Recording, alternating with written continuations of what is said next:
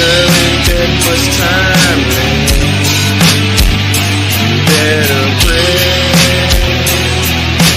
Yeah, it's your boy Gusto, this the remix. Gusto V, tell me.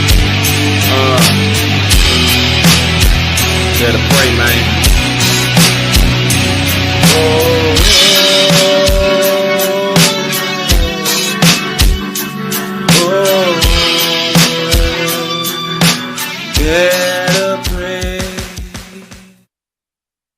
What's up, world? What's up?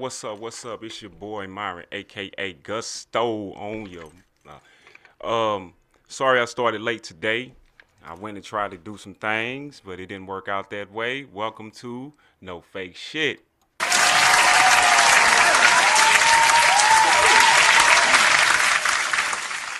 Now today's title is called Home, and I want to speak on briefly. It's gonna be a part 2 to this because I had to start late. I want to speak on me coming home from the penitentiary and a lot of things that I encountered when I came home. And one thing that I've encountered since I've been home, and it still bothers me, when I left this world, and it was a family atmosphere, but now it's coming to a point to where it's not like it used to be, the family atmosphere. And not only just the family atmosphere of things, it's like everybody's out for like self, and the family doesn't connect like they used to. And only way we connect is through either if they want to see you at a party and ain't seen you in a while, they'll call you up like, come to a party. Or it's a thing of like somebody passed away and they call you and say, look, such and such passed away, why don't you come to the funeral, here's the address. And like I say, when talking about home, the night before, as they say in the penitentiary that you don't sleep. Well, for real, honestly, you don't, because they'll come get you early in the morning, about 5 something, 6 something in the morning, get your stuff together. So you really ain't, you getting some sleep, but you're not, because you're getting everything prepared and making sure your ride is coming the next morning, because you're talking to people over the phone at night before you have to go get locked down about 11 o'clock or something like that, 10 o'clock. You got to be in your, like, I was in a room with 4 other guys, so we had to make sure everything was everything, and by the time 11 o'clock come, they want you in that room. And like I say, the night before, like, I was getting everything prepared, calling my cousin Cortez, like, look, man, make sure you here at this time. And I'll never forget that morning I woke up and I had to go drop my property off, come back. So I called him up to make sure, like, look, man, he's like, nah, man, something went wrong. He played a joke on me, man. I was so mad. But he's like, man, I'm out here just waiting. And I had to go over to they call it clothing issue, and the property turned some stuff in, and partners of mine that I knew in that was down in clothing issue, they gave me some nice little clothes to leave in. And as I was getting myself prepared and ready to go, everybody says they had this type of feeling of being nervous of going home. And my thing was, and I say this over and over again, my thing was I just had to get away from that prison. As long as when I got back to this city, I felt like, yes, I made it home. But as long as I was still in the prison grounds, I was still kind of nervous of, man, I'm not off these grounds yet. And I will never forget, we had to go over there. We had to go over to the place where they do all the mail, and they keep all of your certificates and everything that you accomplished while you was there, and your COVID shot card. And as I was walking out there, we stood in front where the visitors come in at, and we had to wait for our rides. I'll never forget that day. My cousin pulled up. It was in June, right before summertime. My cousin, he pulled up, rented him a 22 Mustang drop top. And I was standing there, and when he rolled up and I seen my cousin, I said, "Oh man," it started getting real. It started to get real, real to me that I'm on my way home, and I ain't seen my cousin. And this is like, it's not no like, this is my brother, and I ain't seen this in over, man, 26 years. And when I seen him, man, I hugged him, but man, I just couldn't for real shed a tear because, man, I missed y'all. They don't understand how much I missed him so much, man. His presence. And we got in the car and we put my boxes in the back seat. We put them some in the trunk. Some of my papers flew out. We had to stop and get all my papers up, man. And as we was driving, we stopped at a filling station, and first time I'm out, I'm in the filling station. I'm looking around like, oh my God, this is real. This is straight up real. And the only thing I could think of in my mind is, where's my brother? And that's my brother Larry. I'm like, where is he at? Where is he at? Why he lives in another state, why he didn't come? And as we was on the highway, on our way back to the city, I'll never forget the song he played, I'm Not Mad at You. I never did express it to him, but I understood what he mean. He wasn't mad that I left. He just glad I'm home. And me too. And as we was on that highway going back to St. Louis, I just sat back and just started reminiscing on where I came from, and not even just where I came from, but now it's time. Now it's time. Now we made it back down to the city, like I said before. We made it to a little McDonald's, and that's the first time I ever seen a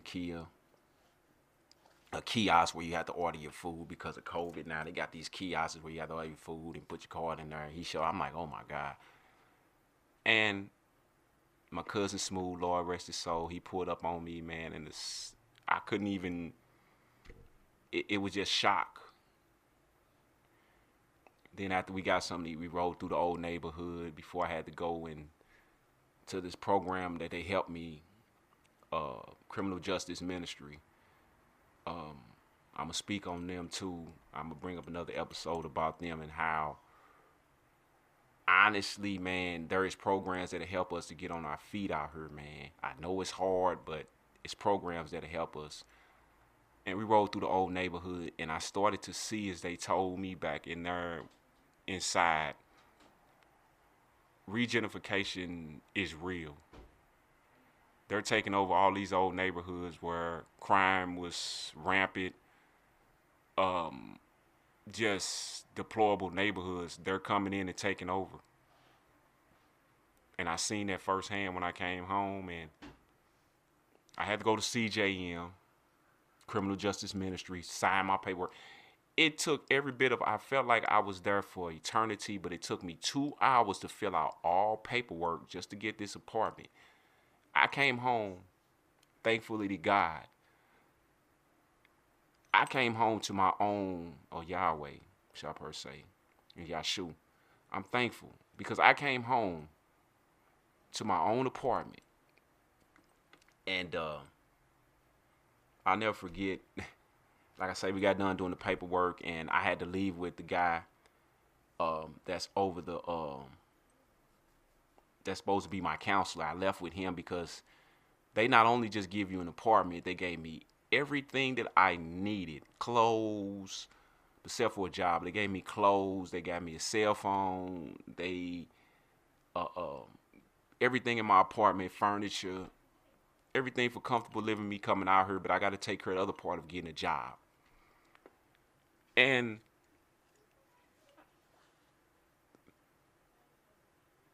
it brings a tear to my eye because, man, we went shopping. I had this because there was one of our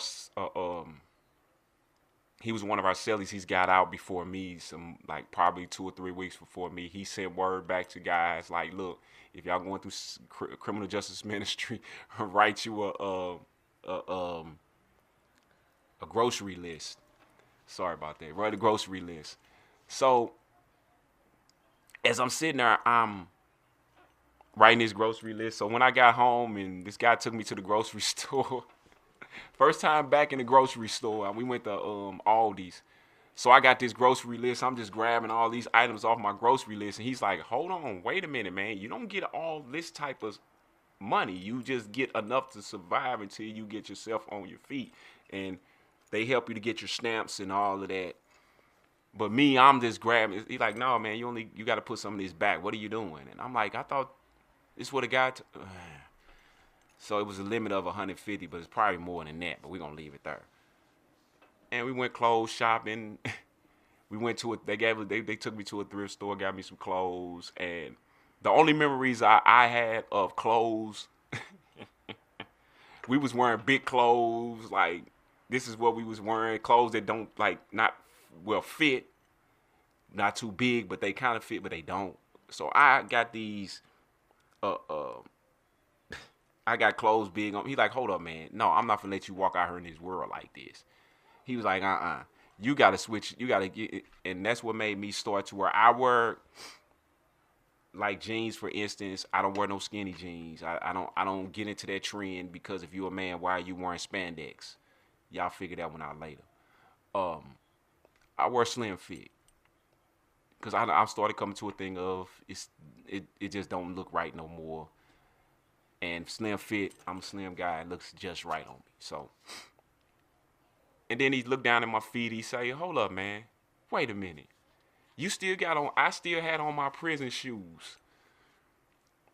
I think they was Rodale's at the time.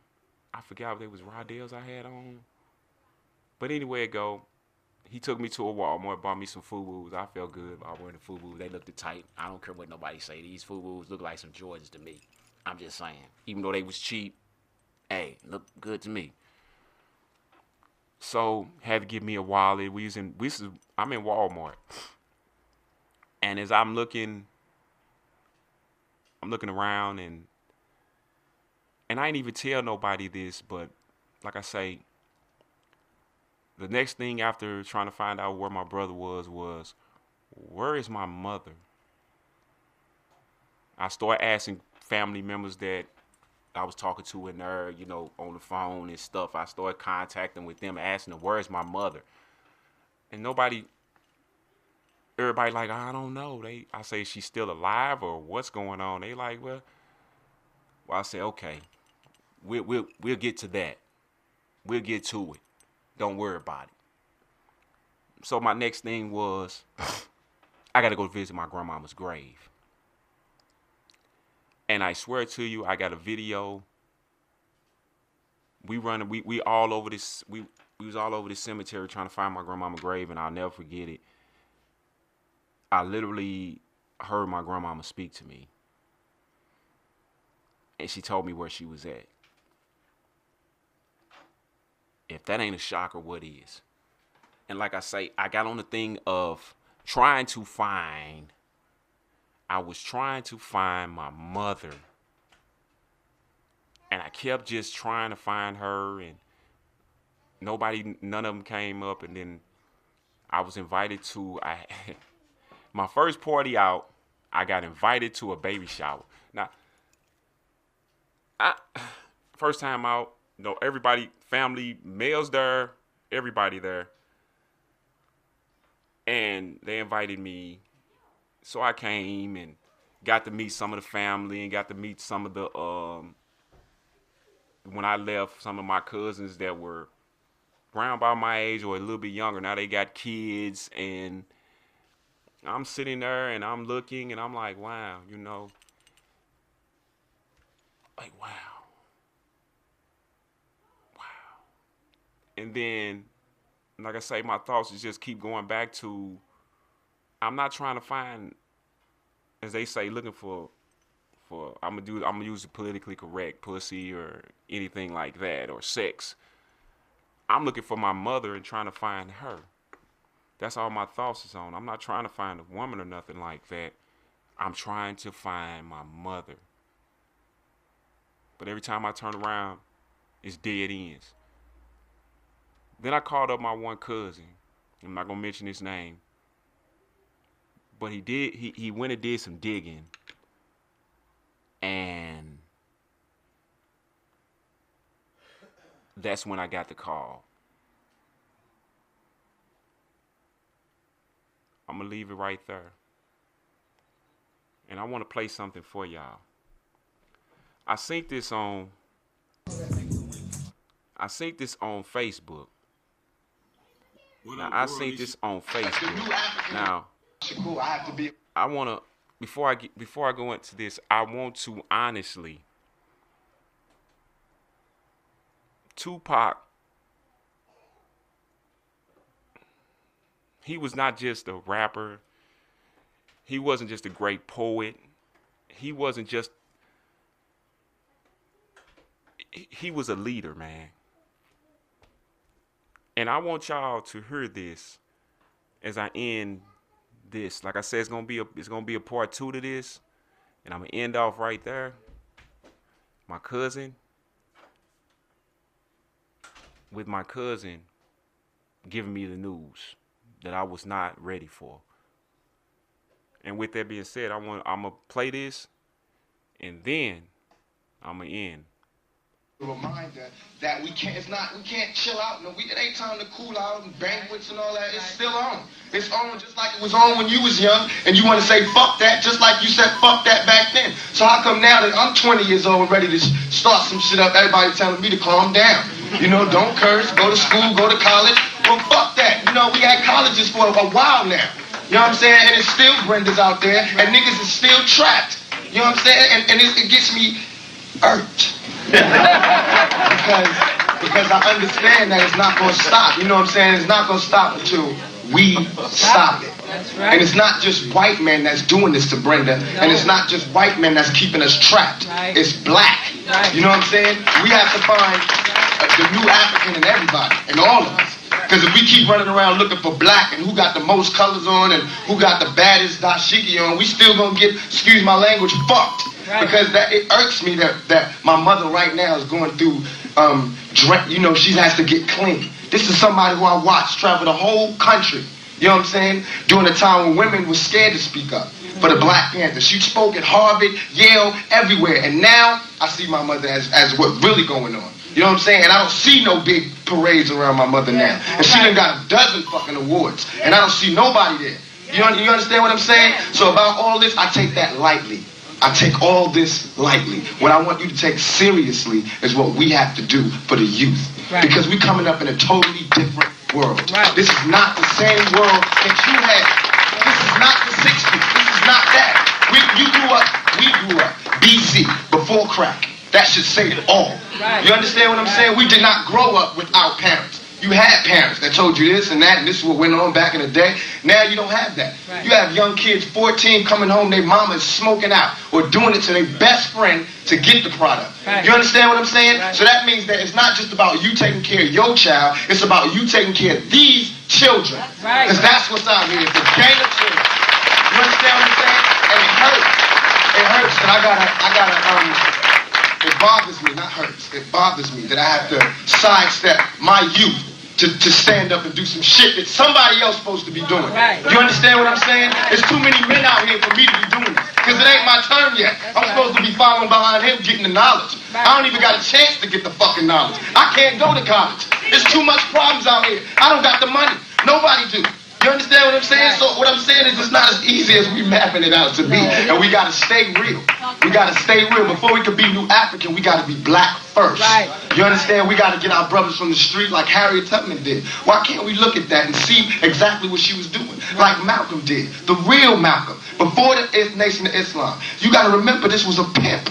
You know what I'm saying? The push and all that. We forgot about all that. and our strive to be enlightened, we forgot about all our brothers in the street, about all our dope dealers, our pushers and our pimps, and that's who's teaching the new generation. Because y'all not doing it. I'm sorry, but it's the pimps and the pushers who's teaching us. So if you got a problem with how we was raised, it's because they was the only ones who could do it. They the only ones who did it. While everybody else wanted to go to college and, you know, yeah, everything has changed, they was the ones that was telling you the white man ain't shit. Here you go. Check this out, young blood. You take this product, you switch it, you make money, and that's how you beat the white man. You get money, you get the hell up out of here. Nobody else did that. So I don't want to hear shit about nobody telling me who I can't love and respect until you start doing what they did. You understand what I'm saying? To me, this is Mecca. You know what I'm saying?